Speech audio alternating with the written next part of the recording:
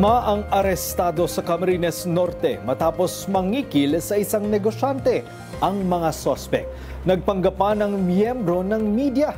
Mula sa Bicol, si Nomer Corporal, una sa balita.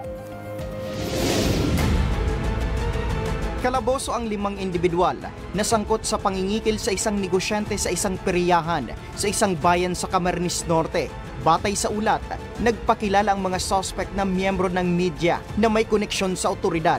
Inakusahan ng mga suspect ang biktima na iligal umanong nagpapatakbo ng pasugalan sa peryahan.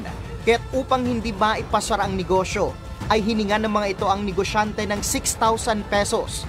Pero kalaunan, nagbago ang isip ng mga suspect at humirit pa ng karagdagang kabayaran. Dito na nagpasya ang biktima na magsumbong sa Panganiban Municipal Police na agad na nagkasan ng entrapment operation. Matapos na magkaabutan ng pera, dito na hinuli ng mga operatiba ang suspect habang ang 4 na kasama nito na lula ng kotse ay mabilis na tumakas. Agad namang hinabol ng pulisya ang 4 at na-corner sa barangay Gumao sa bayan ng Paracale. Dala silang ID safe, may mga nakalagay na media personality sila. Tinanong namin sila kung talagang affiliated yung kanilang grupo. So sa kanila na rin lang galing, on video ito, hindi daw sila affiliated. Lumalabas sa investigasyon na dayo ang mga suspect mula sa Rizal, Cavite at Quezon City. Napag-alaman din na hindi ito ang unang beses na may nabiktima ang mga suspect sa ganitong modus.